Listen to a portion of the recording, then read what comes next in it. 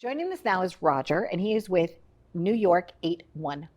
Welcome to the show. How are you? Doing great. Thank you for having me. It's a catchy name. So, what is New York 811?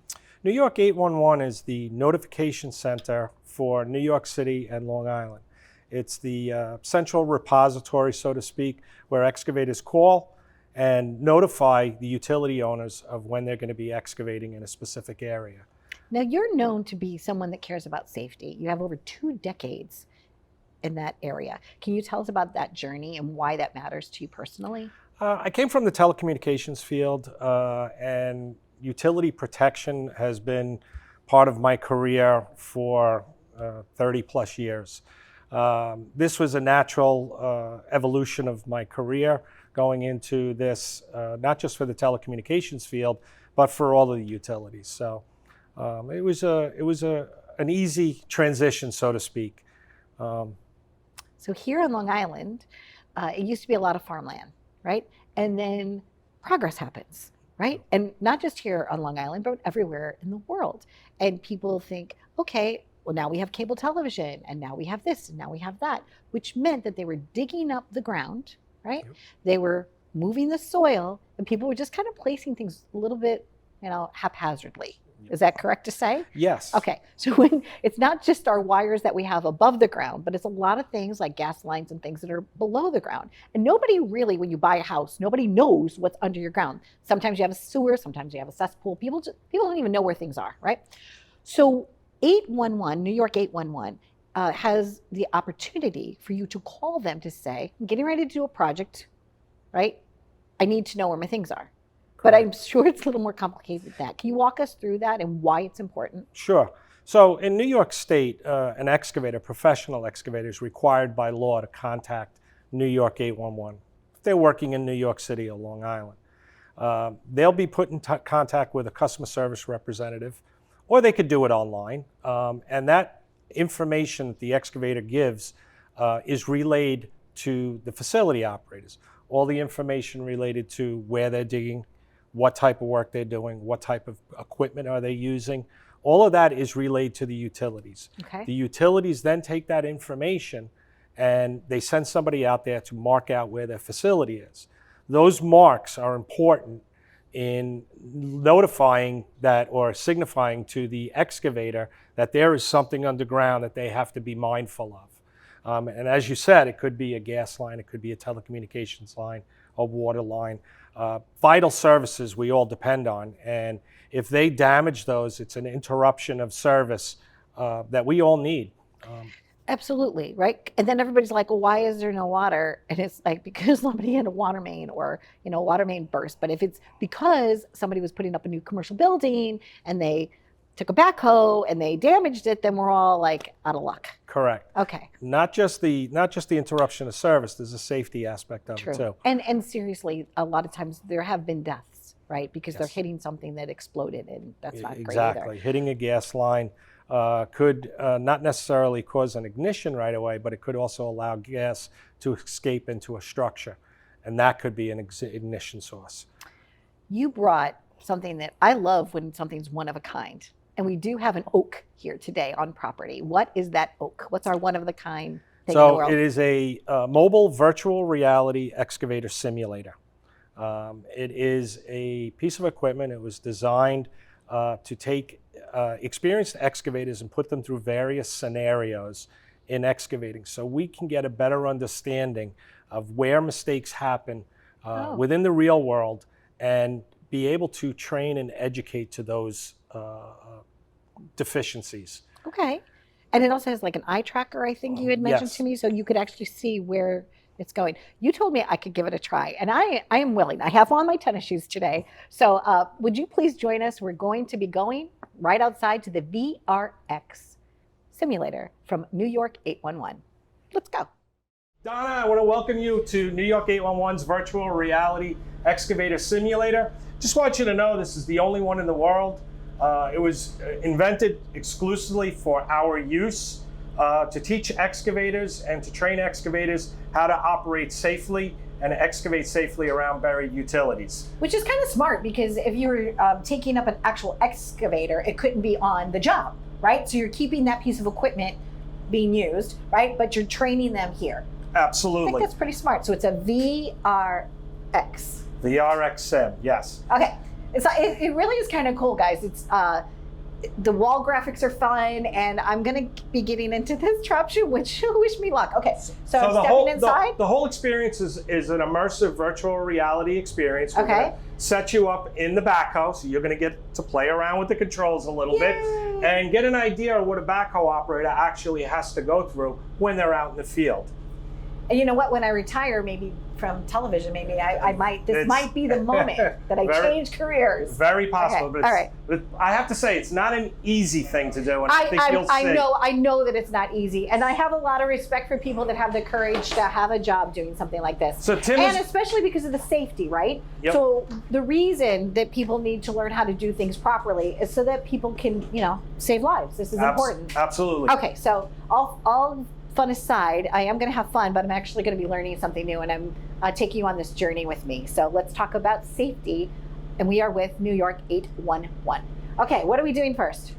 So you're just gonna put the goggles on. If you need to adjust, it's like a hard ratchet Okay. to make it bigger or smaller.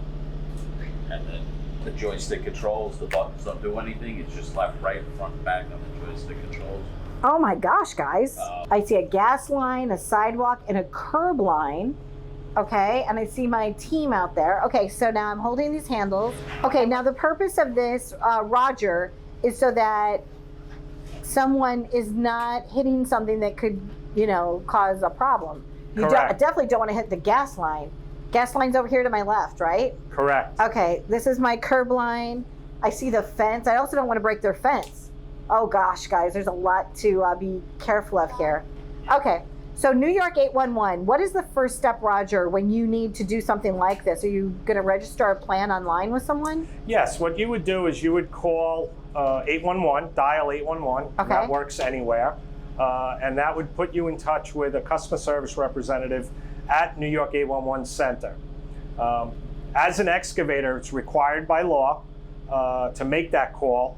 And from that point, you would give, as the excavator, you would give all of the pertinent information about what type of work that you're doing and where it's being done. Oh my gosh, guys. I get it now. Okay. So if I want to go forward with it, this is taking the front of the backhoe down? And this gonna is- extend the boom out. That's extending out. Okay. And so I'm extending out. Now if I click this trigger, what happens? The buttons don't do anything. So Got it. just left and It's the right. levers. Okay. So I'm going out, extending. The right joystick will bring the boom up and down. Okay. And now how do I Left- dig? Oh, side- I already hit side- something. No! Side to side will uncurl and I already hit a flag, right? So I got to bring this baby this way. All right. Yep. So Donna, All right. you'll notice a couple of things when you're in Am the I already environment. fired? Uh-oh. All No, right. you're not fired. Okay. I want to You'll- do over on that one. Okay. Go ahead. You'll I'm notice listening. that there is what we call force feedback on the seat. Right. So that when you're actually operating the backhoe, Yep. you actually get that same feeling as you would in the field of putting the bucket into the ground and feeling that resistance to the excavation site. to Okay. the- So I'm to the going bucket. in. Am I low enough to get something? I'm going to go to the left. And now, oh my gosh, you guys. This is actually what it's like. Which is my uncurl? Yeah, you can help me. I don't mind on the first time if you just want to walk me through an operation. Oh my gosh. And then I'm going to uncurl it. Okay. And now I want to bring it down. Oh, you bring it down when it's uncurled. Okay, wait. Am I gonna hit the fence? I did. I hit the fence. No, I did. I hit it. I hit the fence. I did. I'm telling you, I'm hitting the fence. Okay, so I got to bring it back. Oh, you guys. Okay, I get how important this is. This is really difficult. How many weeks of training? You're probably going to tell me it only takes 2 hours to train somebody, but how many? I'm going to go with weeks. How many weeks of training does it take to actually do this? So we don't technically train someone how to operate a backhoe. Okay. What we do is we take experienced excavators through various scenarios in order for them to have a better understanding of how to work safely around buried utilities. Okay. So, And are things usually this tight, like between like your cable lines, your gas lines? Yes. So it's really, you have to be pristine and you have to have great precision, I guess is what I meant to say. Absolutely. In order to do this. Absolutely. Some Wow. backhoe operators could actually open the bottle cap on a bottle. They can? Yes. With a backhoe? Yes. With No, a backhoe. Roger, Yes. really? That's how good they are. Can you introduce me to that person? I just want to talk to them. There should be like an Olympic gold medal for that. So we have other people on my team here, and they have laser lights, right? And what is it that they're trying to see? So what you're seeing is the spotter. Okay. That individual that you're seeing with the laser. The laser just facilitates hand digging requirements. New York State, it's required that the excavator hand dig to the depth and run of the facility before they can use mechanized equipment near the facility. Okay.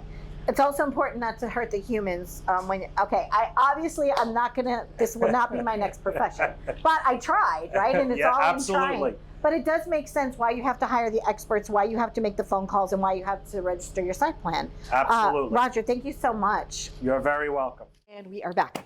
So I was thinking you'd come back and you'd sit in that chair, but it's okay, Roger, that you're sitting in this one. So that was fun. Obviously, it's not going to be my next career, right? But it's nice to know that the professionals are doing it. How did you come up with that technology? How did your team develop that? So, I kind of look towards the aviation industry for inspiration in how they train pilots. They don't train pilots how to fly a plane. They give them various different scenarios and see how they react to those scenarios. Okay. Well, I wanted to do that same thing for excavators. We don't have that in this industry, not just locally, but nationwide. And that's where the inspiration and the idea came from, was to have a measurement that we can utilize for excavators to find out within the whole process where the breakdown happens, what trends we see in the data that we collect, and to be able to educate and train to those trends, which would ultimately have a positive effect on damage prevention. So I think it's wonderful that 811 has developed this. It's really important. You actually have a day, a national day, where people can go and learn more. Tell us about that. So we have what we call 811 Day. It's August 11th. And For obvious reasons, and right? nationwide, all of the, what we call stakeholders, all of the facility operators, all of the call centers, all of the excavating community locators, they all do things for 811 Day that bring awareness to safe excavating around facilities. As I said, it's a national effort. We've done things with the New York Mets. We've done efforts across our region that have been, not just locally, but recognized nationally as well. It is very important. Even when people are doing things on set, like television set, a lot of times, they'll think, oh yeah, we're just gonna dig a hole here and we're gonna put this prop or that prop. So it could be for homeowners, it could be for businesses. Anyone really does need to have a site plan, a sketch. They need to make a call and they need to make sure that they're excavating safely. Correct. It's free, doesn't cost the participant anything, and it could save you. It could save you a lot of property damage, could save you a safety issue. So we encourage everyone to utilize it. Thank you so much. Before this, I had only seen trucks around that said 811. I did not even realize this existed, so I hope that we brought you value and educated you a little bit today, and thank you for watching.